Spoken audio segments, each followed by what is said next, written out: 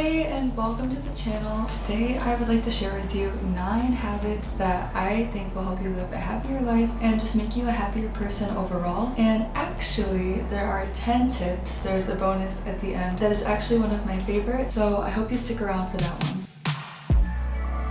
Number 1 is to keep a clean space and environment. I don't think a lot of us realize how much our physical surroundings impact us internally. When my room is a mess, I feel like a mess. Oftentimes our mental state matches the look and feel of our surroundings, so we just need to be very aware of that and make sure they are clean and organized. That way our minds can feel clear and our hearts can feel stress-free. Second is minimalizing your personal possessions to only the things that you love and use all the time. Last year, I actually ended up getting rid of probably at least a quarter of all of my belongings. I got rid of a lot of stuff. I took about 2 carloads to Goodwill and also sold some things. There was just some stuff that I've been holding on to that they were just taking up space. As I was getting rid of things, I just felt so much lighter. I noticed that the fewer things I have around me, honestly, the better I feel. So that is why I added this in the list. Number 3, and this one kind of sounds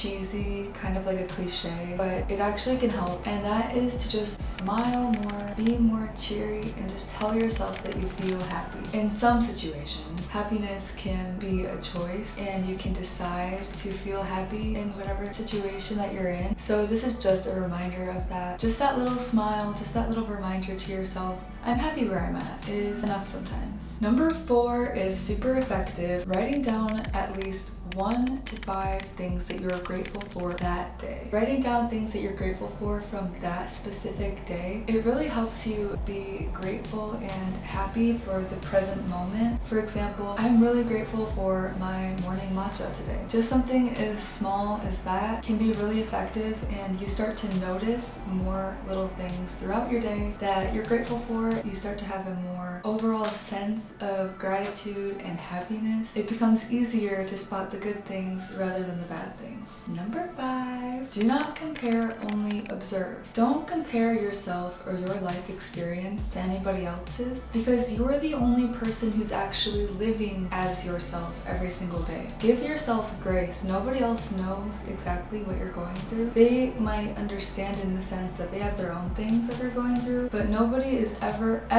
living completely in your shoes. You are the only person that knows what that's like. And on the flip side, you have no idea what kind of thoughts or memories that anybody else has either. So I feel like the best way to go about this is just to not ever compare your life to somebody else's, because you don't really know the reality of it and they don't know the reality of yours. Be uniquely yourself, because you're the only person that can do that, and finding ways to make your life and who you are the best you can possibly be. That is what will actually make you happy. Instead of trying to achieve the goal of somebody else or trying to live or be more like them, there's no reason and no sense in striving to be the second-rate version of somebody else, when the true fulfillment comes from becoming a first-rate version of yourself. So yeah, there's no comparison. Number 6. Going out in nature and getting in tune with your senses. Honestly, I feel like there's no better feeling than feeling in tune with the world around you. And I think the most beautiful place to do this is outside, because everything is alive. We often mentally separate ourselves from nature, but we are a part of it. And I think that's why we feel so good when we are taking the time to just get outside, really feel all of our physical senses. Even if your experience isn't quite like mine, where you have that deep love for nature, that's okay. You don't have to have that to still get out and enjoy it. If anything, the fresh air in combination with the sunlight is going to do wonders and just make you feel so much more vibrant and alive.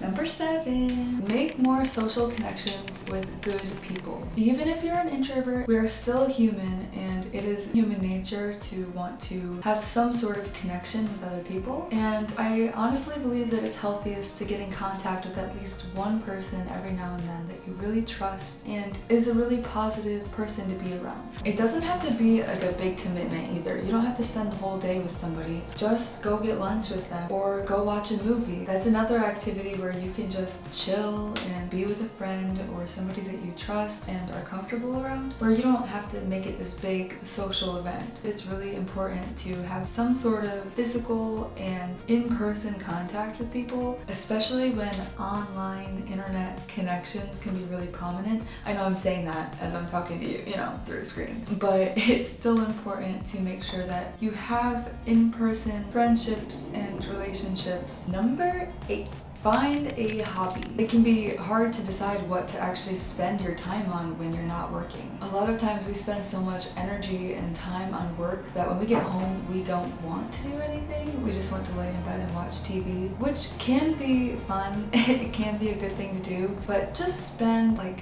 10 to 15 minutes doing something for yourself that you enjoy doing. Try something new that you've never tried before, and it might end up being something that you really enjoy. It should just be something that serves as a bit of an escape for you. You don't have to be a painter or good at painting to paint. It can still just be a really calming activity. It's not about this thing that you create or the end result. The hobby is the act of doing it. It's the act of enjoying it. All of us need a hobby like that to really help us feel happy and make the most of our lives. Number 9 is trying new things that we have never ever done, experienced, or tried before in our lives. So many times unhappiness comes from this feeling of being stagnant and stuck in this routine that's been created. It might be a routine that's not necessarily serving us the way that we expected it to, or the way we thought it would when we fell into it. Try making a new recipe that you've been eyeing online that you weren't really sure how to make or you didn't have the ingredients for. Go out and get them and see how it turns out. Go to a new place, go to a new restaurant, store. If you have the time or the means, go to a new city and talk to new people, not just the ones that you interact with every day. Find somebody to have a small conversation with. Either talk to someone that you haven't talked to in a while, or maybe start talking to one of the people that you see every day that you've just never really taken the time to talk to before. There are just so many things that you can do in this life, and things that can push you even just a little bit out of your comfort zone. Life is not meant to be lived in a box, so we need to stop putting ourselves in one. I believe that you will be truly happier with a little bit of positive change, a little bit of excitement, and maybe even fear than you would be if you were just living the same days over and over. My final bonus tip for being more happy, number 10, is a little bit unexpected, but it's also my favorite.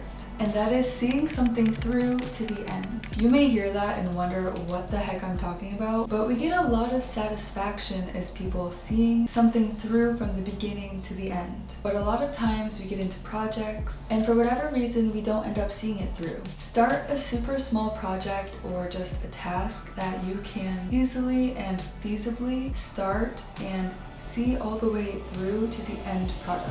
And if you're feeling ambitious, it could also be a big project that you've been looking to try, and you want to really commit to start taking a little bit of time each day working on it, and eventually when you get that end result, you are going to feel super fulfilled. Or maybe it's a big project that you've started before and is partway done, but you haven't looked at it or picked it up in a while. This is the time to do that. This is the time to finish it. But whatever you start, see it through to the end. In the end, there are so many ways that we can be happier as people, and none of them are effective 100% of the time. But by being intentional with things that we bring into our lives, things that we start to think about more often, we are bound to find a way to be happier and feel happier. There is something that you can bring into your life that will make you happy. Remind yourself every day, I am happy to be here, I am grateful for what I have, and sometimes that's all you really need. Sometimes you just needed a reminder. I hope you go about your day a little bit happier today, and I hope you try at least one of the things that I mentioned. If you got to the end of the video, comment sunflower, and I hope you have the best day. Also, if you're looking for something kind of fun to brighten your day, I made a vlog of my trip to Toronto that I'll link right here. I hope you enjoyed it. It took me an embarrassingly long time to make because half of it disappeared and I had to remake it. But I think it's fun. It made me happy, so maybe it'll make you happy too.